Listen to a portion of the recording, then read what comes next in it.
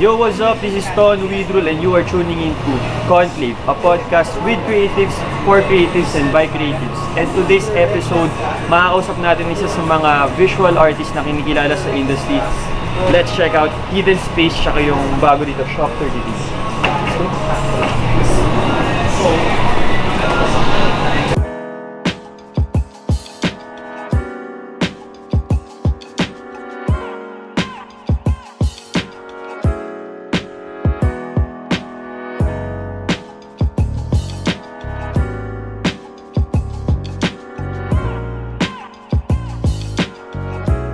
So welcome sa first episode ng Conclaved at ngayon makakasama natin isa sa most sought after visual artists in the country. Napakasipag.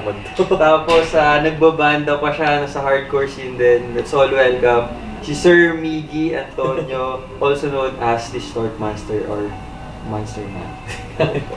Sir, maraming salamat sa time nyo dito. Dito tayo ngayon sa Shop 30. Before it used to be called as marami siya hidden space sa taas. Yeah, basically Shop 33 is the collective name. Pero it's comprised of, you know, brands and like shops ng iba kong mga friends. So like personally I run this alternative art space called Hidden Space. And then sa baba, yung friends namin, sina Keyo, they run Kendo Creative, which is more arts and crafts. And then like the newest member of yung family namin dito sa Shop 33 is a tea house. Well, it's actually called tea house. So they serve chai, mga designer chai basically. So medyo one-stop shop din siya dito, no? Nandito pala kami sa may Cubao Expo. If di nyo alam yung Cubao Expo, saan ba kayo natin, diba? Dapat alam nyo na siya. Pwede siya matagpuan malapit lang sa Araneta Center. Blocks away from that. Gusto nyo uminom, tumambay. Pwede rin kayo pumunta dito sa Shop 30. So ayun, Sir Migs, unahin pala natin. Paano ka pala nagsimula sa ganitong eksena bilang isang visual artist pala? Or into arts? Like how did I start as an art? Ano yung pinaka-first touch please? Everything siguro started with skateboarding. So, I started skateboarding when I was in grade 7. And then, so, like, the store manager actually in Hidden Space, si Alexis, used to be one of the guys I used to skate with a lot when I was younger. So, from skateboarding, sobrang nakuha ko sa mga skateboard graphics. Dito yung sa Project 4. No? Yeah, sa Project 4. We used to skate a lot sa Project 4. Sa Marilag. So, Marilag crew. Ngayon, Wild Dogs na yun pa. Wild Dogs na. So, Wild Dogs. Anyway, so, dahil sa mga skate graphics, sobrang ginanaan mag-draw.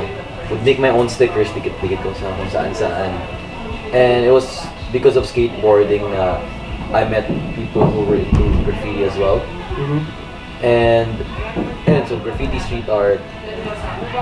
Tapos nagtuloy-tuloy. Yeah, nagtuloy-tuloy lang. Pinasok ko na rin yun, started painting.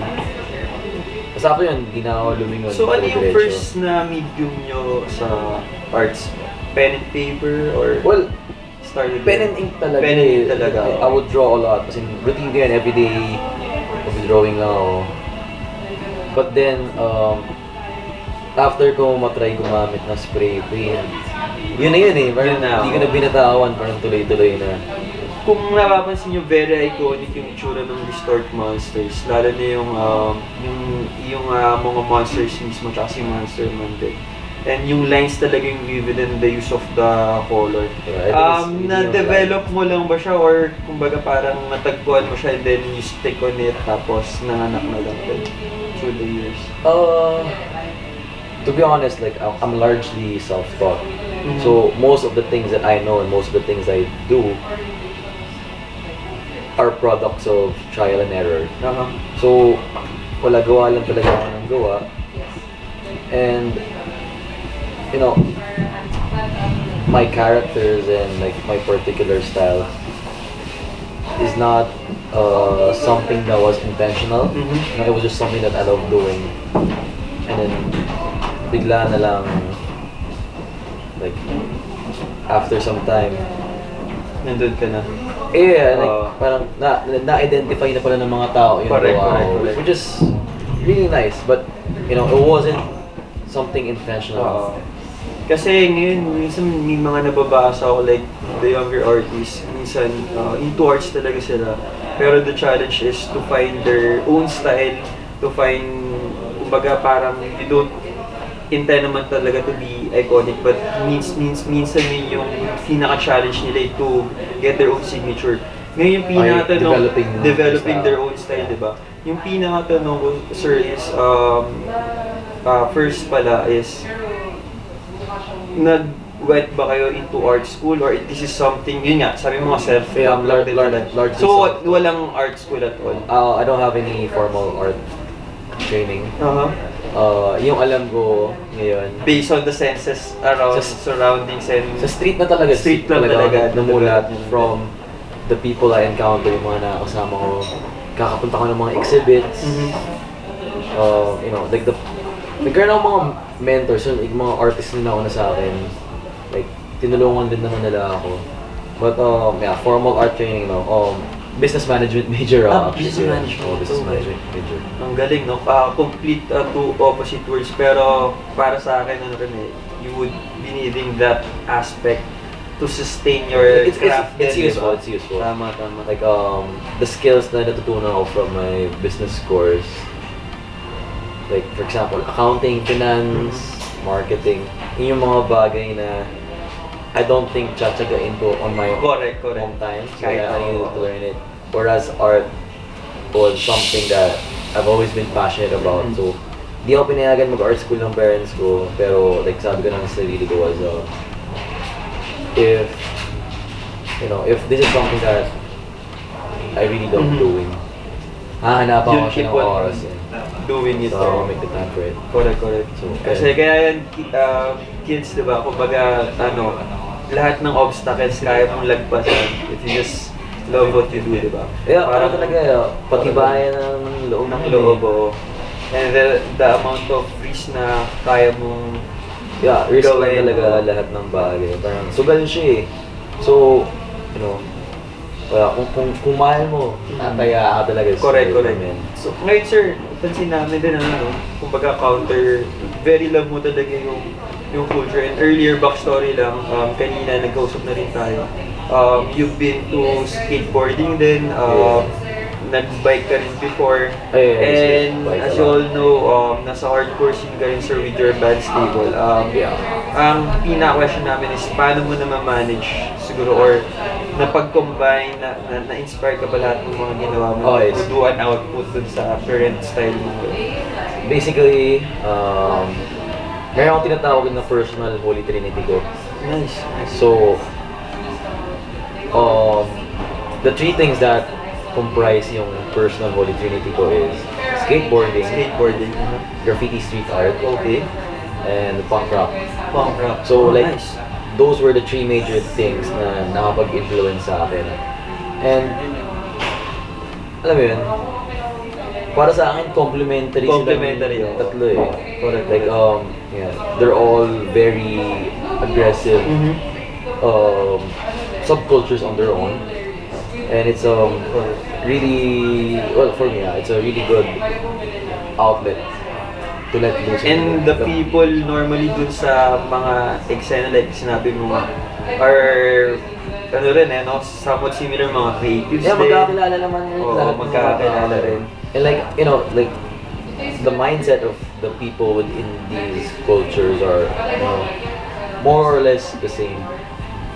Like, can you say it? Pananaw, yeah. Yeah, a bit radical. Radical. To an extent. Something who would challenge the system, but not really, Yeah. Yung pinatanong namin, sir, is, ano yung mga challenges mo along the way? Kasi 10 years stint is quite some time na, no? Tagal, 2009 until ngayon, and then what made you last siguro? daming problems, like you can't avoid problems. But then I think having problems is a good thing because ako naniniwala ako na adversity is character building. So like the more struggles that you encounter, the more problems that you overcome, like sobrang laki ng room for growth eh.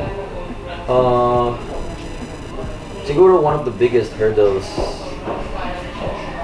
sa ginagawa ko is yung parents ko. Like, they don't like what I do. Yeah.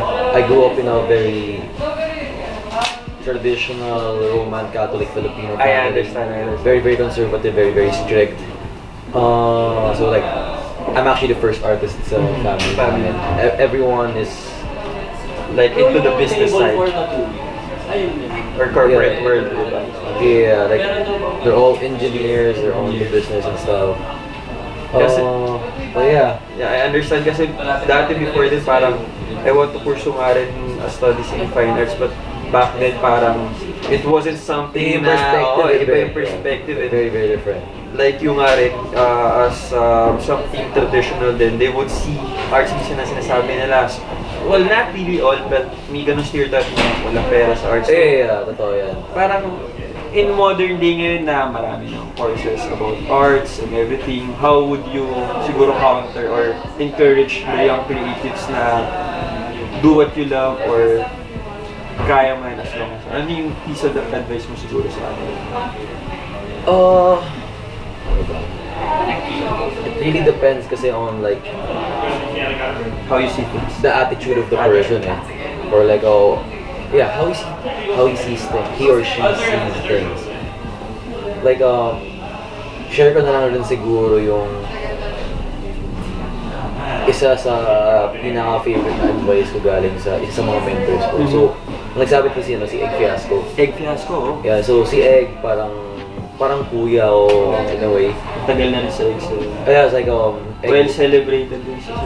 Egg is one of my personal heroes. Like even before nung bata pa ako, like I used to look up to him. Hindi ko pa siya kilala personally. Yet, And then like when I got to know him, that was like nung naging ka-close ko siya, that was the time na I was thinking about transitioning from working in office. So I spent a year in office.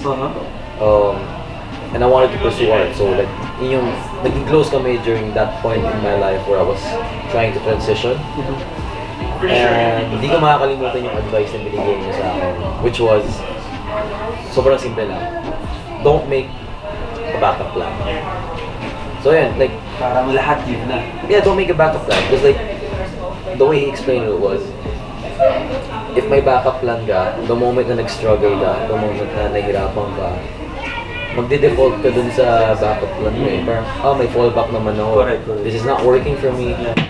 So, let's shift. Parang ride or die lang. Do or die, parang But if you don't have any backup plans, it's more of, do anything. fuck. Ang gagawin ko, how do I make this work? Gotta make this work. Like, dito nakataya lahat eh. Yes. So, if this doesn't work, magugutom ako. Walang mangyayari sa akin. So parang masabi mo na leap of faith din yung it's a ginawa mo from corporate. It's a risk. Big decision. But then, you know, if you truly love what you do, if you're authentic with yourself, with yourself, like I think it would work eh. Like, kung gusto mo talagang ginagawa mo, di-discard mo yun para mapagana mo siya. Passion para yun talaga eh. Tama. Actually, passion talaga importante sa lahat ng ginagawa mo. Yes. Unless mag-burnout ka agad, di ba? Yun pala. Sir, tanong din namin, Sir Mix, tungkol naman sa recent show mo sa Secret Fresh. We all know na Secret Fresh is one of the biggest gallery, if not so, one of the kilala rin with the Big Boy Cheng there. Yeah, So, I mean, like, tell us something about your first exhibit, solo exhibit there. Okay, so like I recently opened my first solo exhibition. It opened last August 18. August 18, Nasa Secret Fresh. So Yeah, milestone, personally, Actually, sobrang milestone siya para sa akin because like ever since bata ako, Secret Fresh has been one of the galleries that I really look up to. So, dati sa sa LSGH ako high school. Okay. Connecticut. Actually, it's along Ortigas Along now, Ortigas, pero oo. bandang side na ng EDSA, Correct, mas correct. malapit siya sa EDSA. Pero ginagawa ko minsan, like after class, Punta nga Ronak. lakad trip lang ako, mga 30 to 40 minute walk from LSGH going to Ronak, para lang punta sa Secret Fresh. Parang mega kasi yung Secret Fresh Ronak before talaga.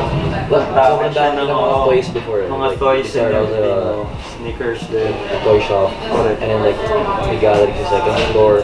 So I'd go there just to look at like the artwork, the toys, get inspired. And para pag uwi ko, may baka na, may magagawa ako, sobrang hype ako. And ayun, like, it was my dream to be able Milestone talaga. to do a solo exhibit there. And like for the past 3-4 years, like I've been an artist under them, so I've been doing group shows there. Talagang very supportive. Yeah, grabe si Big's pag-support, like sobrang laki ng utang ng loob I sa kanya. understand. Like, grabe si Big Boy. How long did you have to spend para matapos mo yung murals or paintings mo for that show? For the show, well, Ilan pa na siya? Sorry. okay, so I did Nine nine paintings. Nine So paintings. I did 8 pieces na 3x4 feet, and then like I did a 4x5 feet na painting at main piece. I mean, Plus the background pa and yung like the mismong wall background mural. ng gallery. The mural, like I painted the entire room. Siguro in total took me 6 hours. Oh. But like yung 6 hours na yun, parang like 3 hours eh. Because may restaurant sa loob ng Rona. Oo. And I could only start painting inside the gallery 11 p.m. onwards. So like 11 p.m. Medyo 3 hours din. Yeah, 3 hours painting, and then like finished the following day. And then, like, 3 hours. matatapos na madaling araw na. Yeah, so medyo pagod rin. Gets. But like the canvas paintings naman, siguro I finished them in a span of like 4 months. 4 months din, no? Yeah, pero patigil-tigil rin yung work. Like I had to do like a lot of other stuff in between. Like I was juggling stuff for my band. Kasi recently meron din kayo sa Laguna, parang Hardcore Fest din, no? Batangas. Batangas. There's some Hardcore Fest. Hardcore Fest. 3-day Hardcore Fest. Yeah, there's a 3-day Exactly Hardcore like Fest. chaos. So, Can I put it here? yeah, basically 4 months ako nakakulong sa Nakakulong. studio. May official headcount ba ng foot traffic dun sa show? Ang dami, nung pagpunta namin. I don't know, man. Like, Sobrang busy mo nung time na yun. Hindi ako People nag- from different scene. kaya sobrang nakaka-flatter na like friends from different communities. Like mga so- friends ko from high school, college, mga friends ko sa music scene, mga ka-skate ko, Ka-skate ko. mga kasama ko mag-paint sa streets, and like, parang saya rin eh. Actually. Pati yung mga friends from different places sa Philippines, like bumiyahe sila. Bumiyahe rin talaga to show support. So like, I understand, I remember may mga friends ka rin from Visayas, Iloilo ba Bacolod? Yeah, so like may dumating from Cebu, Iloilo, and Bacolod. Wow, grabe. Pero ang nakakatawa rin because like on the same night of my opening, yung mga ibang artist friends from Bacolod also did an exhibit sa Secret Fresh the same night. Oh, nice. Yeah, so good timing rin eh. Oo. And then, siguro tanong lang namin yung syempre sabi mo na kanina greatest, one of the artists that you look up to, sino pa yung mga artists na ina-admire mo rin, hinahangaan mo in terms of creativity, sipag, and everything. Siguro you could name top 3 on top of your mind. Oh, okay. Siguro, like, personally, isa sa mga heroes ko si Ed Templeton. Toy Machine. So, Toy Machine. Yeah, It's a skateboard. Yeah, it's a skateboarding company. Skateboarding company. So, Toy Machine, ang isa sa mga pinaka nagpagana sa akin na mag-drawing. Yeah, like, oops. In terms of graphics, like, Toy Machine is like one of my favorites. And wala. I don't know, like Iconic din yung logo ni Toy Machine. like I feel like yung characters ko are somewhat Nag-draw ng inspiration. yeah, it's very much influenced by Toy Machine. Like all-time favorite. As in, nagko-collect ako ng mga skate decks nila. And ngayon parang may hirap din siyang hanapin sa unless skate shops. I mean, yeah, there's some, but like mapili ako sa graphics. Like, I like getting yung mga rare na nila. Rare stuff. Yeah. What else? So like, yeah, Ed Templeton's like one of like my biggest influences. Tumbleton. Yeah, Ed Templeton. Egg is What is one locally naman. yeah, like when Egg kasi was starting out, like he was, I mean, not necessarily starting out, like but when I was younger, like sobrang lakas niya talaga gumawa sa kalsada. Yung style niya, very cartoonish siya kasi which Naalala ko, I meron really siya sa like. B-side yung laging parang gorilla yung... yeah, monkey siya. Monkey. So, ayan, but more than like the stuff that he puts out, it's his Character. it's his work ethic. As in, like, Yun yung minsan pinakalaban mo talaga eh. yeah, like sobrang sipag rin ni Egg. And I-understand siya na kapag overseas na ba? Yeah, si Egg was like one of the first guys who really made it here. Which is why ninaloko nga namin siya madalas eh. Na siya yung, sorry Egg sabihin mo na.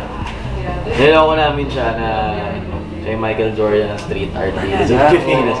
No, well, he's really good.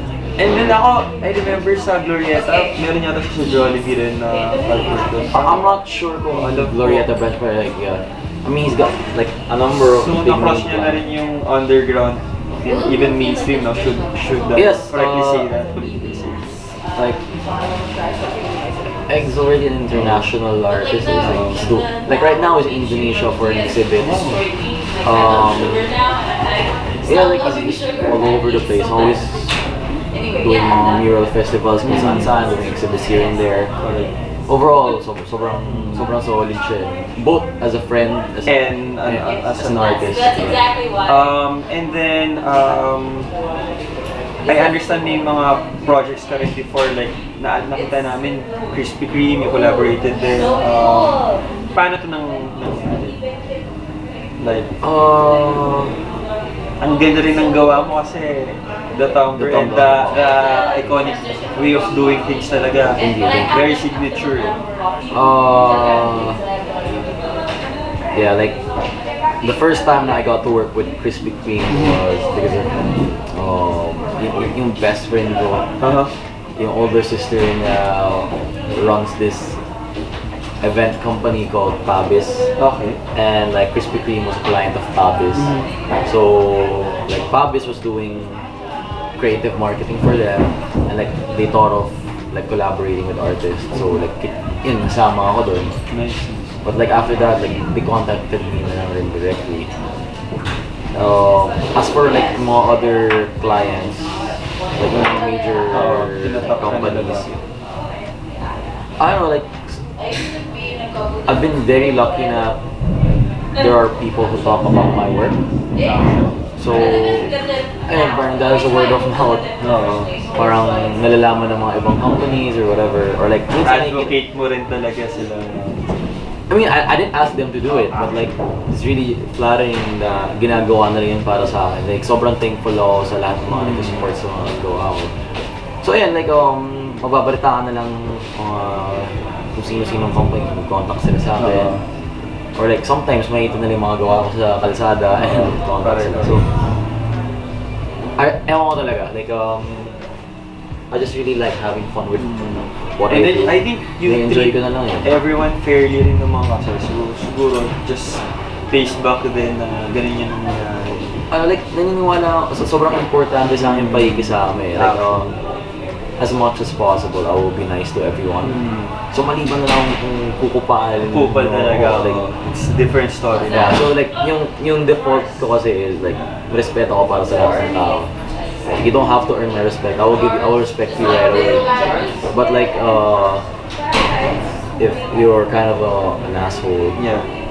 tsaka babawasan yung Correct. respect. Yeah, Pero like, in general, I try to be as nice and polite to everyone as So, possible. ibig sabihin maganda yung upbringing din sa ng pinanggalingan. Oh yeah, I mean, Siyempre, yeah, I'm thankful give it for to my your parents din, di ba?